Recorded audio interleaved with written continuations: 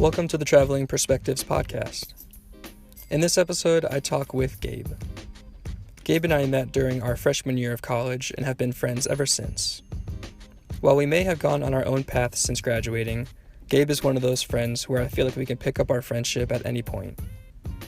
In the episode, we catch up on what we've been up to since graduation, talk about the state of the world, and we tell some travel stories. So here is Gabe's perspective. Hey, Harry. Hey, what's up, man? Not much. How are you? I'm doing well. Rocking the USF hat. I love it. I am. It's mostly because of my Corona cut. I think this is the longest my hair has ever been. Oh, wow. I mean, Yeah. You're rocking it, man. I love it. I appreciate it. I don't know if I think I'm gonna keep my hat on. Yeah, whatever you're comfortable with, I totally understand. I'm always uncomfortable. All right. Uh, So, man. yeah, it's been a long time. In Florida? Yeah, I'm back in Tampa now. So, yeah, I don't know. What was the last time you probably talked in like around graduation, or you you made a big move and then. Yeah. Yeah. Yeah. So yeah, I guess it's been. I mean, we've talked on and off like before. But yeah, I mean, like since we've seen each other in person, it's probably been 3+ years. Yeah, probably around there. That's nuts. I've been doing a lot of like I talked with Kana recently. I saw that. Yeah. Yeah, and Scott. I just finished editing Scott's episode today, so it's been a throwback first few times doing this. So it's been pretty fun to talk to people that I haven't gotten to talk to or seen in a long time. Yeah, it's I know it's good. It's good to see you. It's good to like I'm like excited to like be a part of this, but I think I'm just like more excited to like talk to you again. I don't know. I felt like Yeah, man, you were for always sure. like the unofficial roommate / I was the unofficial roommate sophomore year. Right. So I don't know. Like yeah, it's cool, man. I've kept up a little bit with with everything you've been doing. Like I know you were in Israel and doing all that. Like you were working for Jimmy John's previously. I think there Right. was like Yeah. one time that you were like maybe going to come to Minnesota, or you were in a different part of Minnesota than I was. Right. And I was like, oh, cool. Like if you were like actually in Minneapolis, then hit me up. Yeah, I very rarely even got sent to that part of the country, and I do remember that one week where I got sent. I was like in literally the middle of nowhere, Wisconsin, but I had to fly into Minneapolis Oh, really? to like drive there. That makes Yeah, so like I wish I had the time to come see you. That would have been really fun. yeah. But yeah, no, I left Jimmy John's in August of last year. Okay. Just got burnt out, man. Just was tired So of the travel and the kind of that corporate environment, and yeah, dude, went to Israel for 7 months. So just came yeah. back in February. Okay. Oh my gosh, like what a time to come back. I planned it perfectly. I timed it. Yeah. Oh my gosh. I mean, at least you got back before like everything, because I know like for a while it was just like it was so dicey to even get travel Right. back into the country. Yeah. So I think everything kind of like blew up or got locked down about like the first week of March. And I got back maybe 2 weeks before that. So um, I went to Jordan while I was in Israel for like a day just to go see Wadi Rum. And then, like the Indiana Jones, like the big, yeah. So I went to go see that. And then that was when they were asking people like, have you been to China? Okay. And that was like the first kind of indication that something was up. But Yeah. Jeez. yeah. And so how do you like living in Minneapolis? I mean, it's a weird time to ask the question. It's an interesting time. Yeah. Yeah. I mean, I love it. Like I do. I've lived here 3+ years now. Mm-hmm. And it's where I live is super great. Like I can walk to a lot of things. I'm 5 blocks from the light rail, so I can get downtown in 20 minutes if Okay. that. either driving or on the light rail. So it's kind of nice to have that option. And then I can also get to the airport in 15 minutes from the light rail. So it's just a really like convenient location where I am now. And like, honestly, this city, it surprised me so much. I was in a weird time in my life whenever I decided to move here. I was, there was a lot that was in flux, and there was a lot that was like, all right, well, the plans I originally had kind of got changed at kind of the last minute. And so, I like reconnected with J&J at that point and was like, okay, like, I'm assuming they're going to send me back up like somewhere on the East Coast within an hour or two of my family. And like, that's kind of going to be what happens. And then they were like, well, we have this position out where you'd be working directly with Target, in Minneapolis. And I'd known nothing about Minneapolis at all. Like I was just like, oh, it's cold there. Right. and that's not true. I had done a little bit of research on their like light rail system, ironically, for my thesis in college. But yeah, like I didn't know the ins and outs of like what life was like here, but it's super cool. It's very laid back. People get outside. Like in the summer, people get outside because it's nice, and in the winter, people find ways to get outside. Like still really. I didn't know cross-country skiing and snowshoeing was such a thing, really? But it is. So, but yeah, it's just really neat. Like it's the number one biking city in the country. Like who knew? So there's like tons of bike highways where you can like get all over town without even crossing a street by riding your bike. Like they have like sunken in, it's called like greenways, where like they're like lower than street level, and so you can just get around the city in those greenways, and it's super nice. And then the brewery culture is really great, which, as that's always nice. Yeah, it's really nice. And then like, the Twins are right downtown. I can see the Twins stadium from my office, actually. So are the Vikings, and so are the Timberwolves. So it's like, it's kind of cool that you don't have to like really drive a lot. I think I've put maybe 5,000 miles on my car. No way. Wow. so like, yeah, it's really cool. I really like living here. Now, obviously, like any city, it has its problems and its challenges, and those problems and challenges have boiled over, and rightfully so, honestly, with what happened. And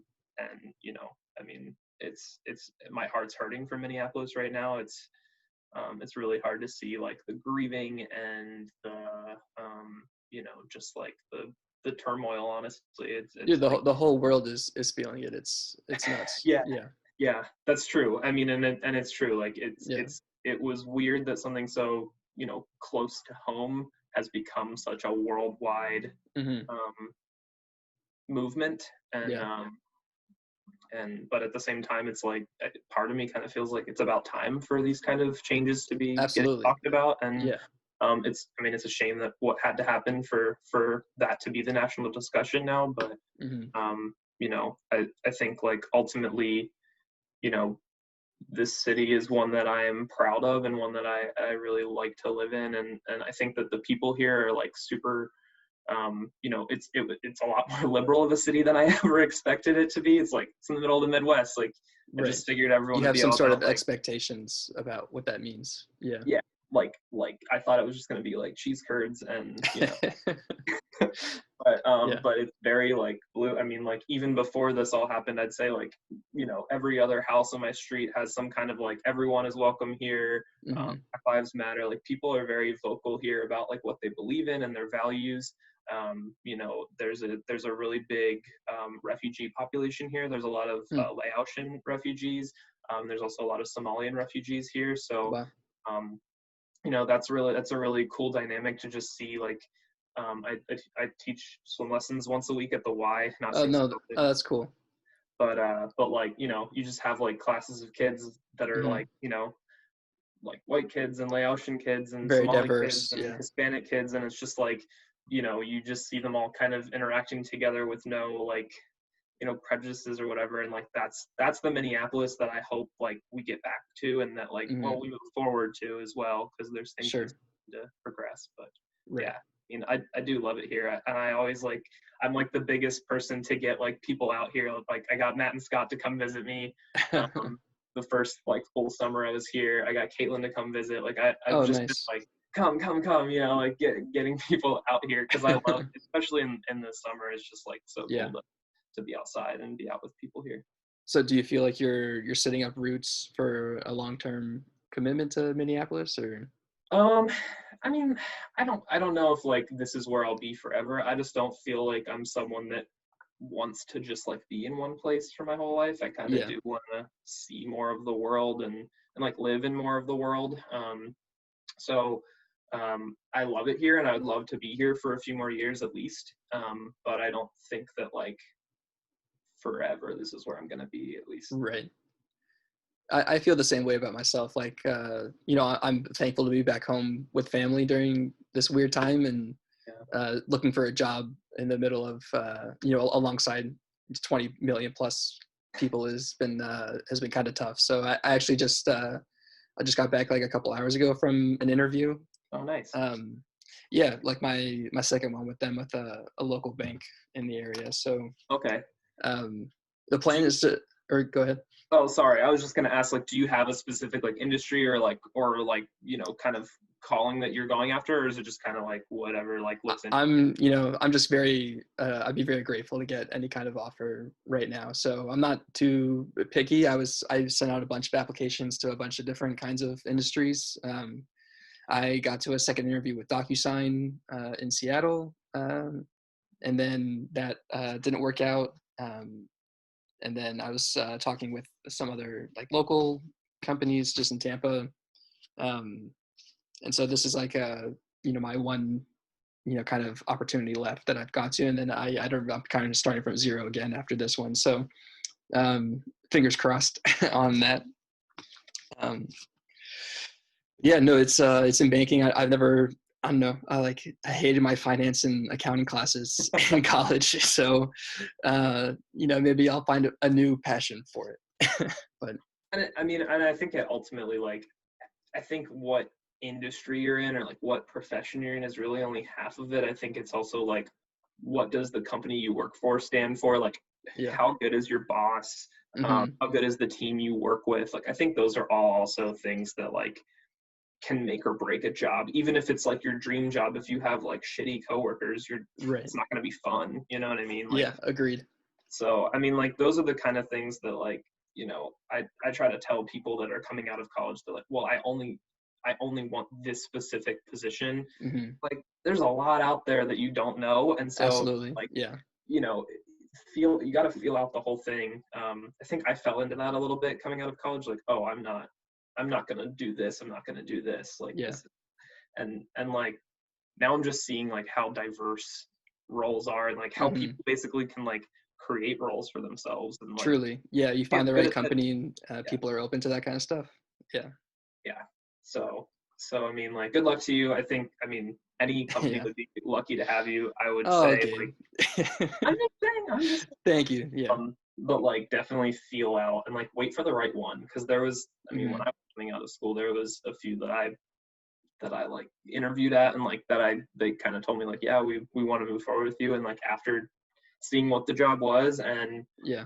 you know, kind of weighing all the other stuff like pay, benefits, commute, all that kind of stuff, is just like, no, you know, like, Mm-hmm.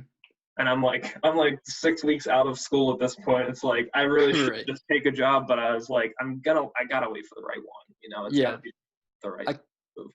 I completely agree, and I'm like thankful that I have the kind of experiences that I've had so far. Like, you know, taking a job right out of school and learning what I liked and didn't like about that company, and then taking a chance on moving abroad, and then having that experience, and now, you know, being able to come back and ready to like kind of settle in something. And the plan here basically is just like find like some sort of income and get Mm-hmm. my own place, and then continue to like do this kind of stuff. So It's awesome. yeah. Uh, so for your like the job that you had, or maybe you had something lined up before college, what was that opportunity? I didn't have anything like lined up before college ended. I was under the initial impression that I was going to be moving to a certain city, that then like circumstances in that city made it so that I was no longer like doing that, needing making to that move move there. anymore. Um, Yeah. so then it was like, well, crap. I was telling all these employers at career fairs, and like I even told J&J after my co-op with them, like, hey, Mm, unless there's something in Austin, like I'm not, um, I'm not interested. And then that happened, and then it was like, okay, well, now I can really move wherever for a job, so I can open up my job search. And so then right. that I reconnected with J&J. While I was also interviewing with some other places, but the J&J role, it was just like, it kind of checked both boxes that I wanted. Like I wanted to be somewhere that was, familiar enough. Like I'd done a co-op with J&J, like on their supply chain team. So even though I had a degree in marketing, I also concentrated in supply chain. And so the role that I got out of school was like handling like the consumer relationship between Johnson and Johnson and Target. So like making sure that we're like correctly like selling and shipping in our products to them. And so that was kind of like a cool blend of like, okay, working with like a known retailer brand that has a lot of like marketing prowess behind it, but also being in a supply chain role where I'm going to come in, with a certain level of like comfort and knowledge and experience. So that was like what I ultimately went with. And it's like, all right, let's see what Minneapolis is all about. Nice. And how have you found that like position to be? Is it everything that you like thought it would be, or? So that position itself, I was in for about a year and 3 months, year and a half.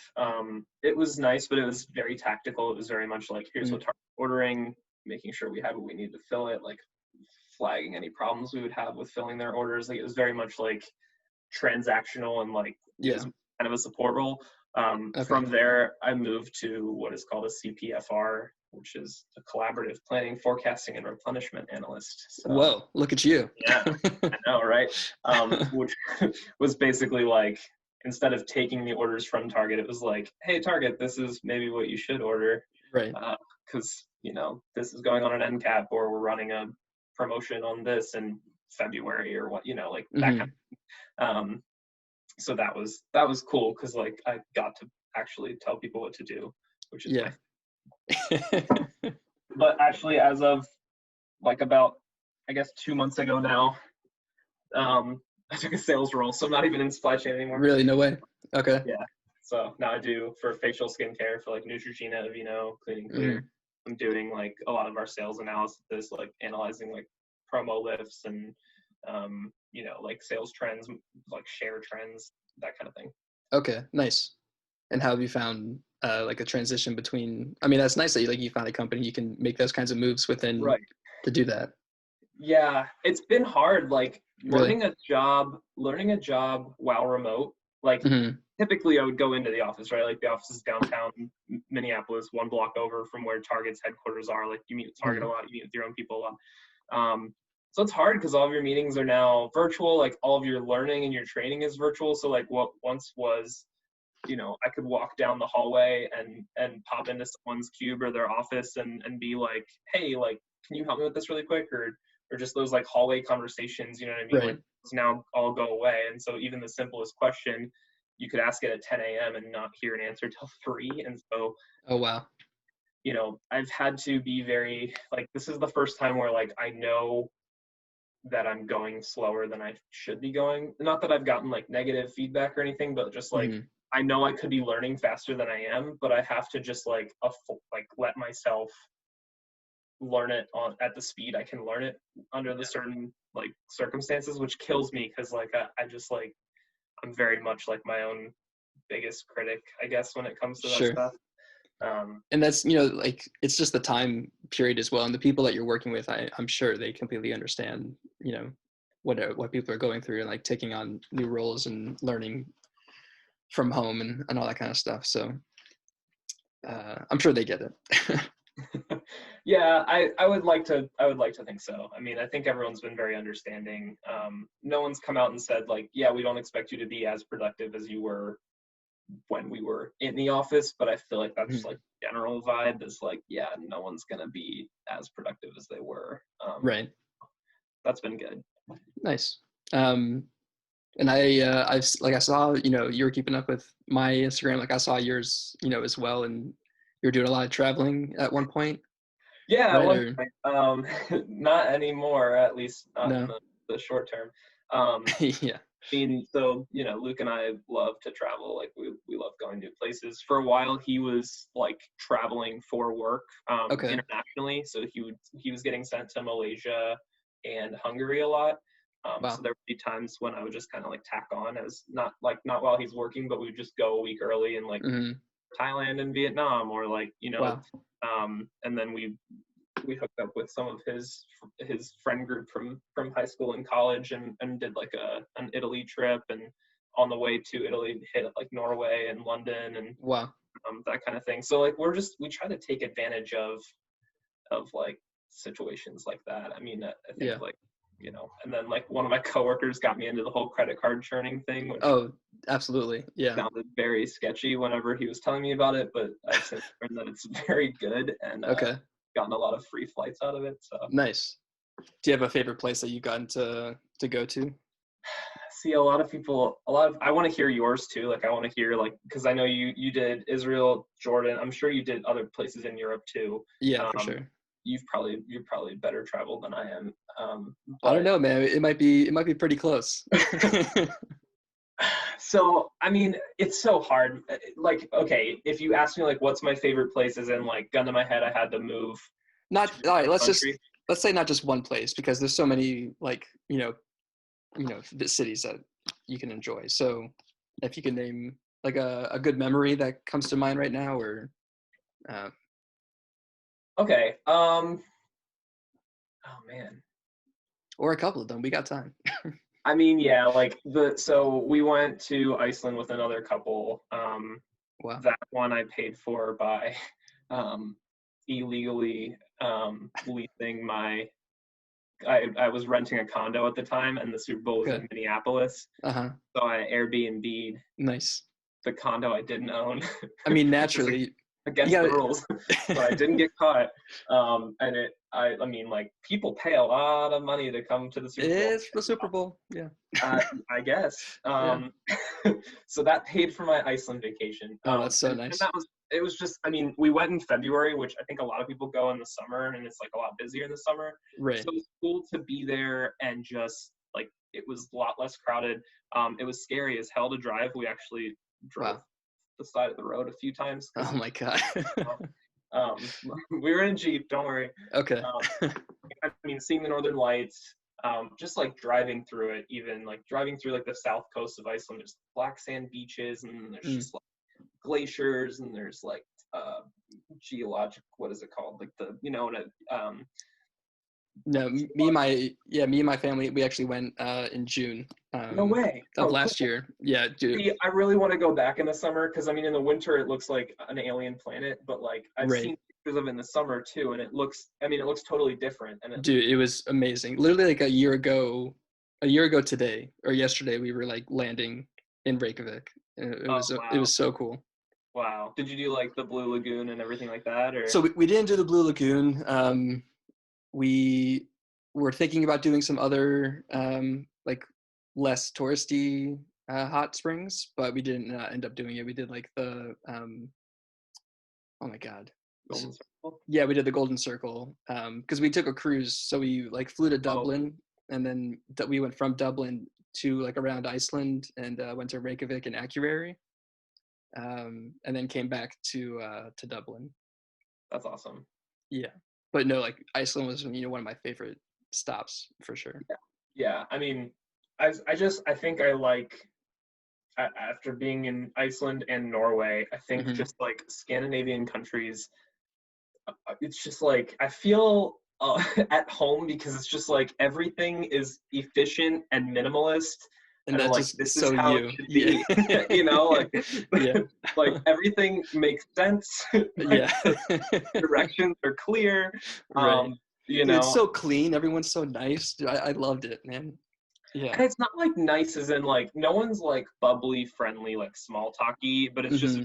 if you ask someone something, they're polite back to you. Right. But there is kind of like that level of like reservedness that I've found that like people in the northern part of Europe had. Like they're just a little bit more Hmm. like reserved. They're not going to be like, whereas like in Italy, like you walk in like, ciao bella, you know, like Yeah. Italy's very like Right. outwardly expressive hello, you know, they're going Right. to tell you how they feel.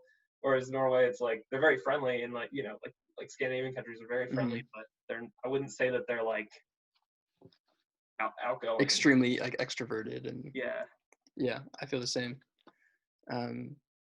Anywhere, so Iceland, and then anywhere else?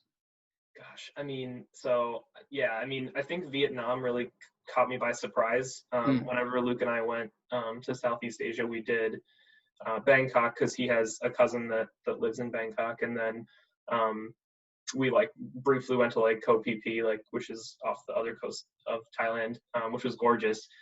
And then like I was kind of like, well, let's do like Bali or something like that. And he was like, well, I really want to try Vietnam.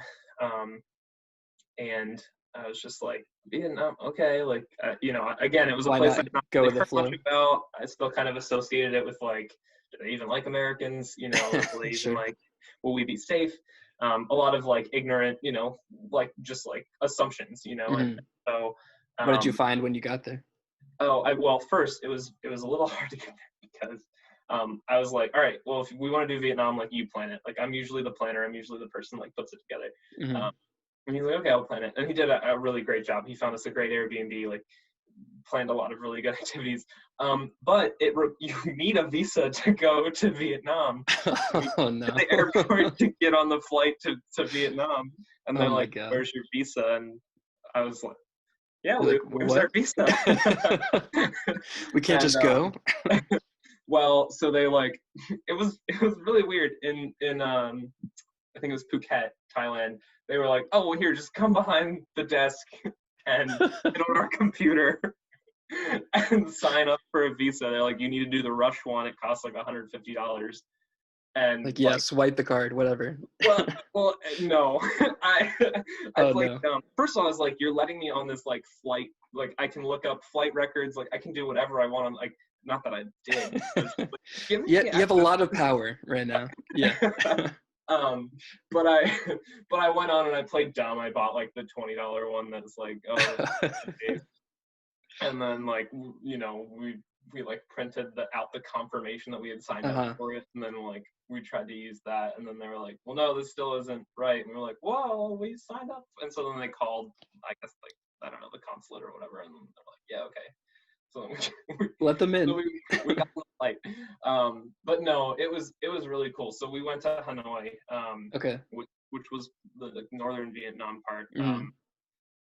And you know, like Airbnb was in like this really neat part of town. Like, you know, we got like the egg coffee and the banh mi, and you know, all the like staples, I guess, of Vietnam. But then like we found this like little, you know, travel company nearby that had really good reviews or whatever, and we just asked like, hey, do you have anything open for tomorrow that we can do? We kind of wanted to go to Ba Vi National Park, which is like this big mountain like right outside the city, that has just like really, you know, gorgeous views and some old like, you know, ruins and forts and stuff, I guess back from, you know, multiple wars ago, not even just the Vietnam War.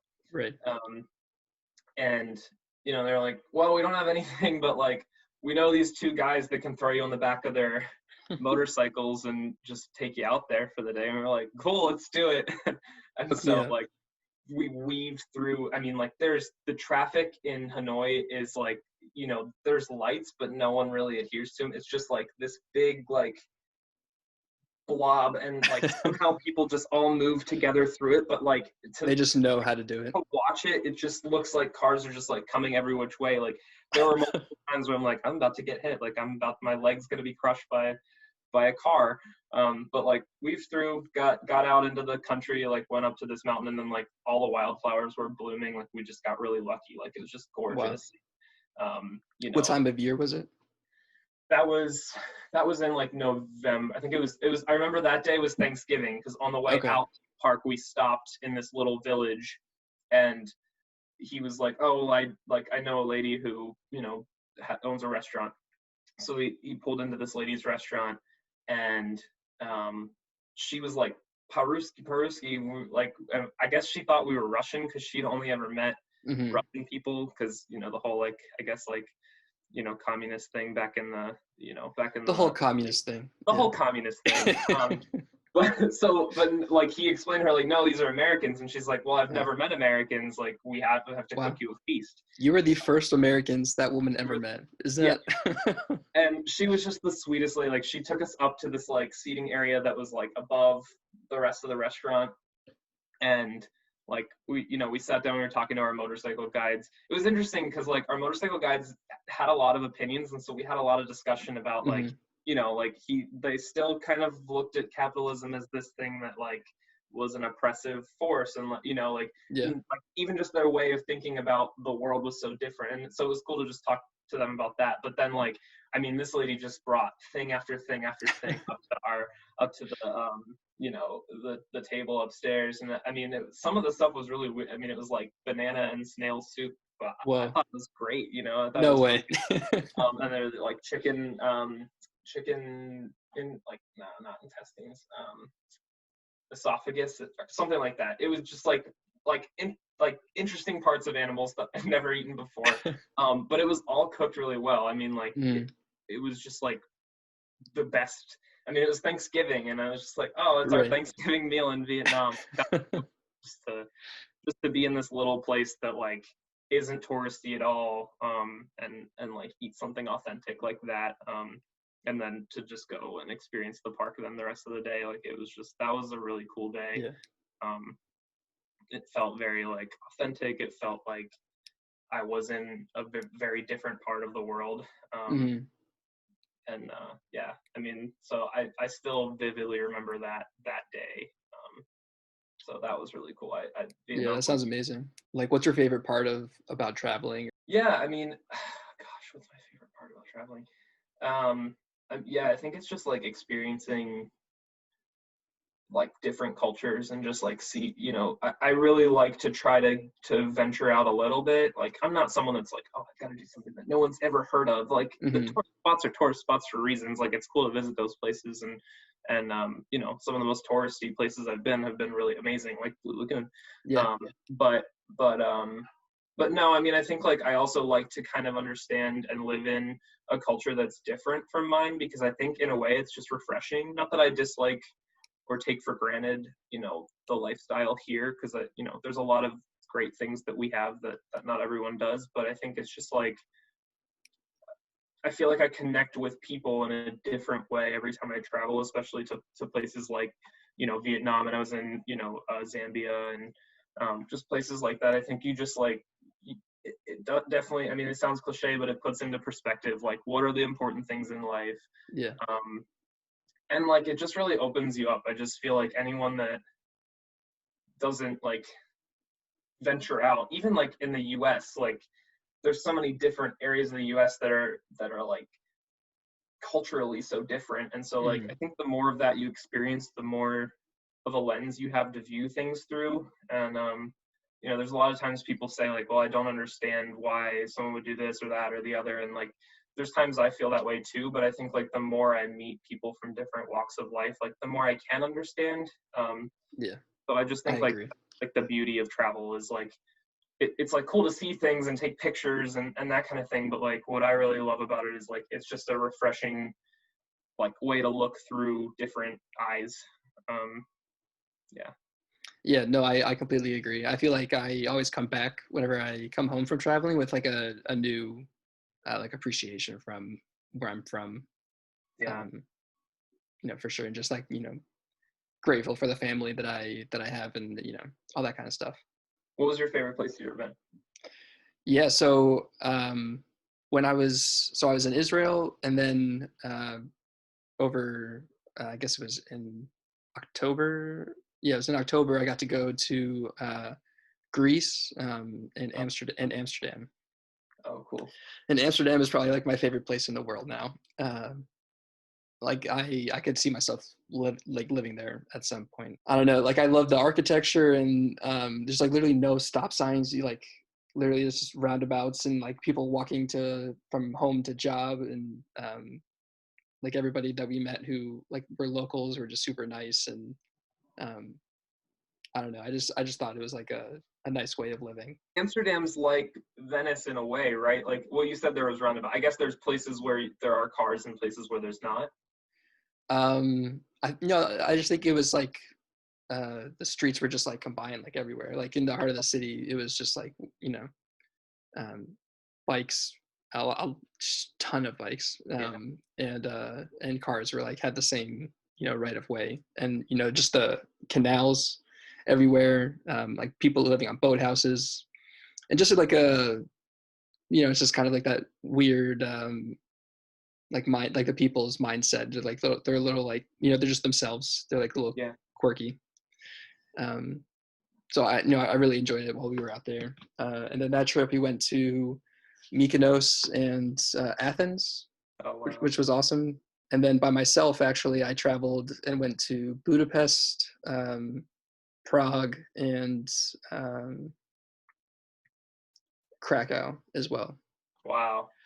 Yeah. So I know. So Luke loves Budapest. Like it's one of his.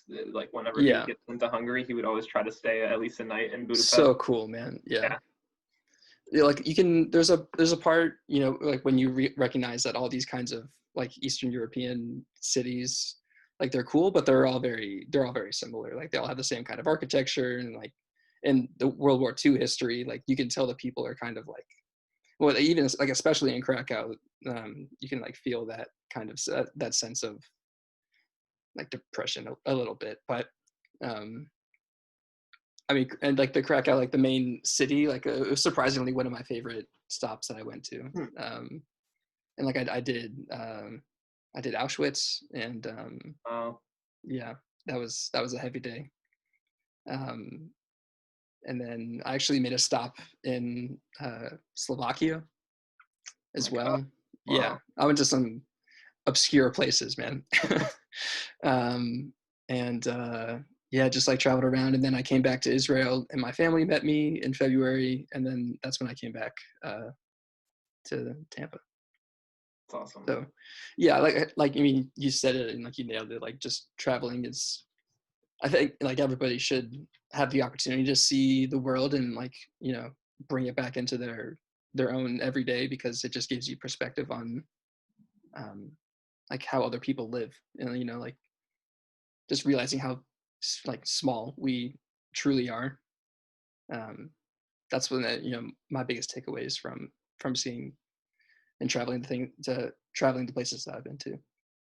Yeah, I mean, I think you're right. Like how small.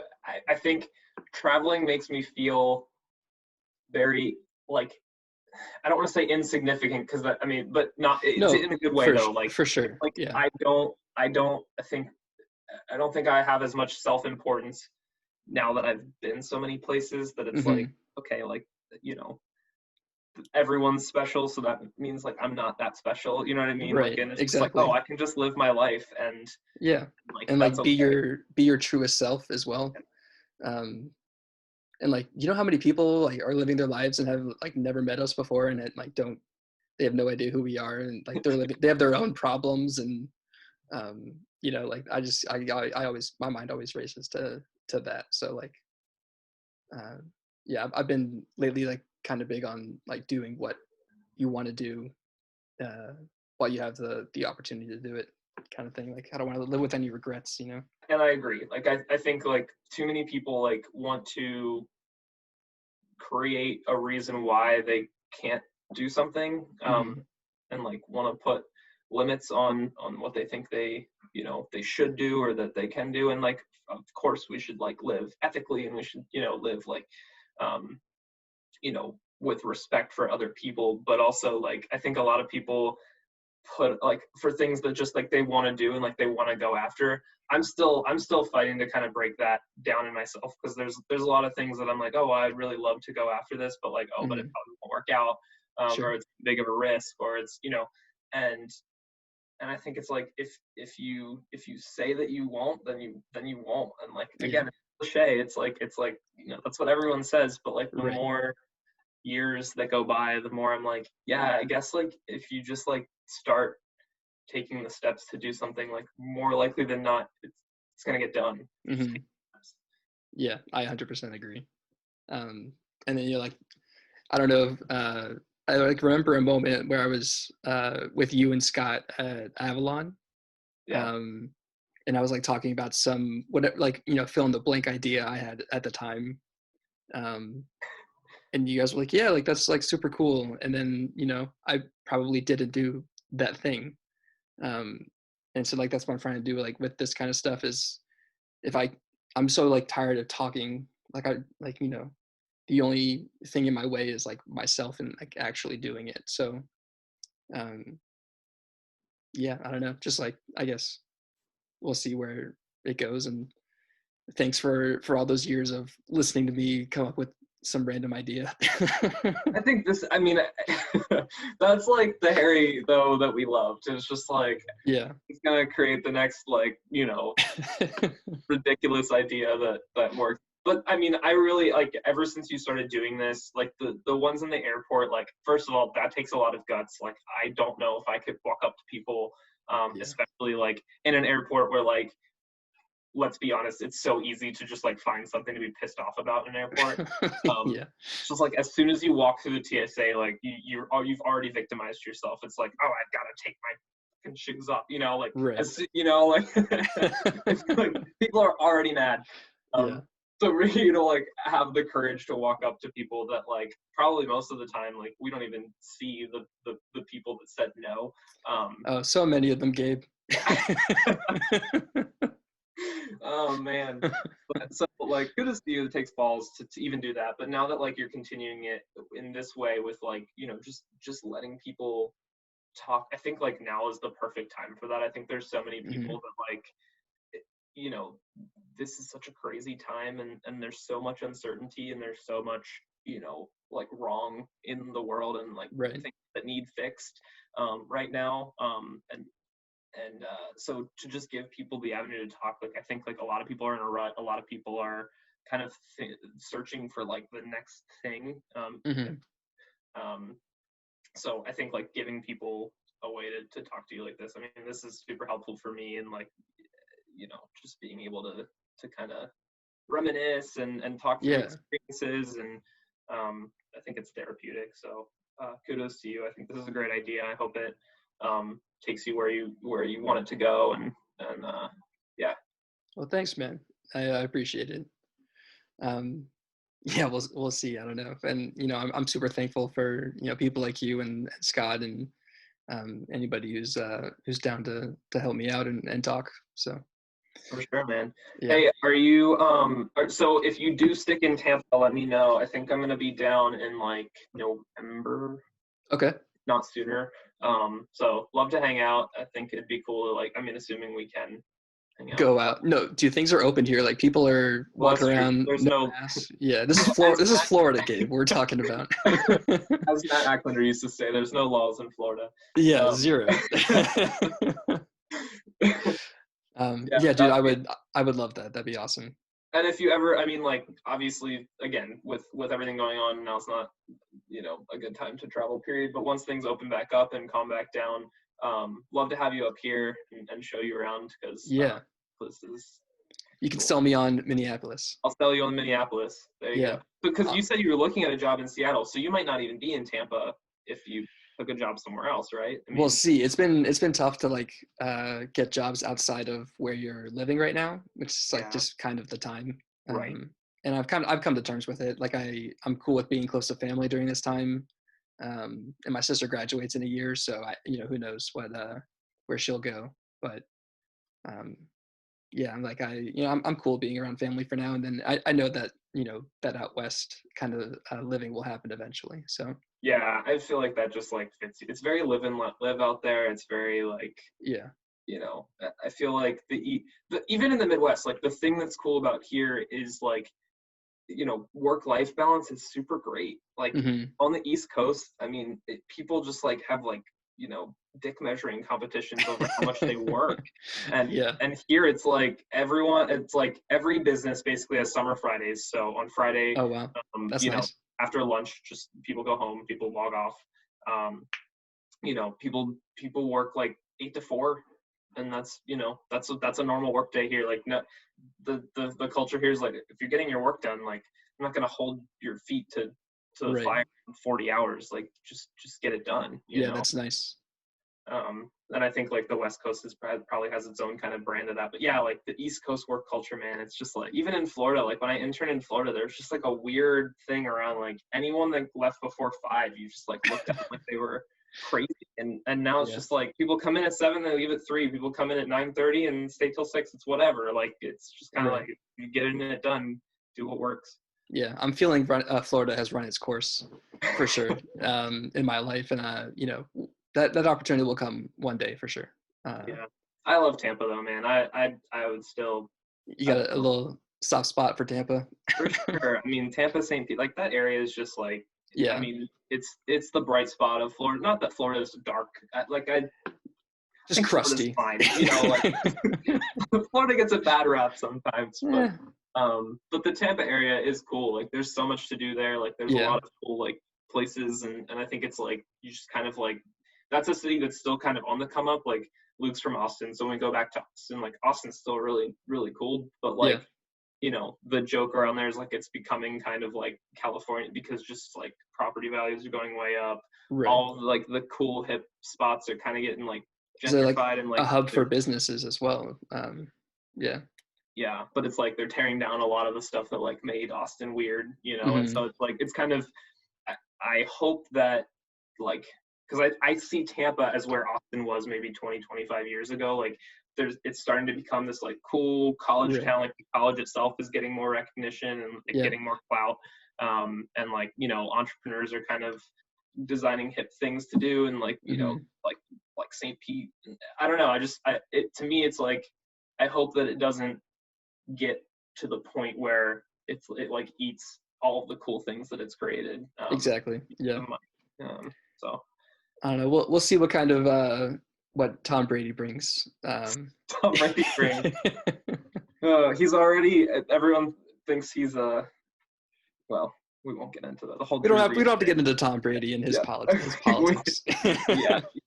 Yeah. I mean, it'll be interesting to see though, because half of me is like, all right, like this could be. I mean, Tampa could be like, especially like with the draft picks and the Yeah. receiving core, and it's like it could be a dangerous team. But then the other side of me is like 7-9. It's gonna be we are consistent. Yeah. That's so funny. I don't know if they even have a season. We'll see what happens. All right. So here's my last question, then I'll let you go. So I'm ending every podcast by asking people this question. Okay. And I've been thinking a lot about legacy lately, Mm. and like what kind of legacy I want to leave behind. Mm. One day. So I'm ending every podcast by asking people what they want their legacy to be. Mm. So what do you want your legacy to be? I mean, I know what I don't want it to be. I don't want it to just be like, I don't want everyone to remember me. I don't want like to be world known by the time I die. Like I don't have aspirations of fame or great amount of wealth, or power or anything like that. Like I don't need to be known for any of those things. I think the people that know me best, I hope will know that I lived a life of, caring for others and not leaving things on the table, like doing everything I meant to do, saying everything I meant to say. Like, I mean, I don't feel like it's our job as people to like have to leave a huge footprint behind. Like I just like, to me, like it's not about quantity, like it's about quality. So like I hope that the people that knew me best and that survive me I hope that they like, I kind of hope they're sad. Like I hope people are sad when I die. Is that bad that like that's my, because that's not really a legacy, that's just like I hope it's sad when I die. Yeah, you would want people to miss you, like the people that love you, right? So that's not crazy. So legacy wise, what I've heard this a lot of times. I think that the pastor at the hospital I worked at in Zambia has said this. The president of the Gay Flag Football League that I'm in has said this, is leave more than you take. I hope that at the end of my life, I've given to others and to society more than I've taken away from it, and that I've left more than I've taken. Yeah, no, I think that's a great way to be. Yeah, like I feel the same. Just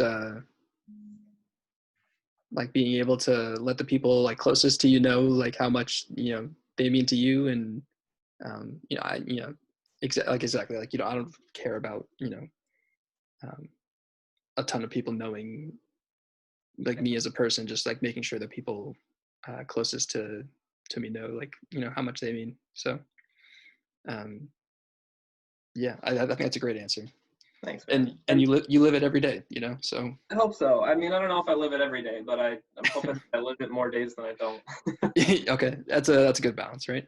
but yeah, I mean, and like, dude, I hope you know that like you have such a good heart. Like, I know we don't talk a ton, like we haven't always kept up with each other, but like, dude, like you've always like for all your strengths and weaknesses, like I've always known that you're just like you are a person that deeply feels things, and you deeply care about the things you care about, and like I just like again like I'm really happy you're doing this. I think that this is such a good thing to do, and I think like you're the right person to be doing this.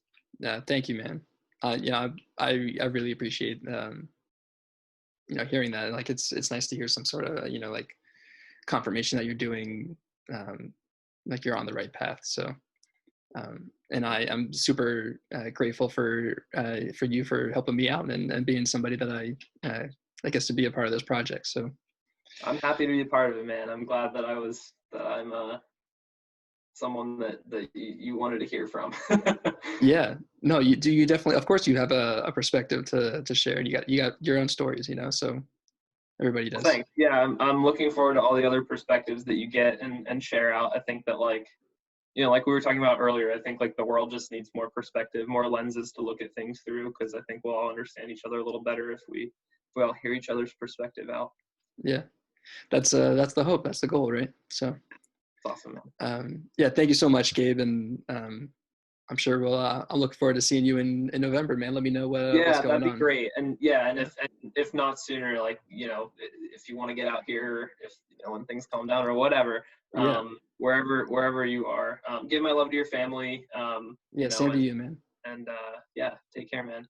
All right. Good luck. Good to see you, Gabe. Thanks. It's good to see you too, Harry. All right, later, man.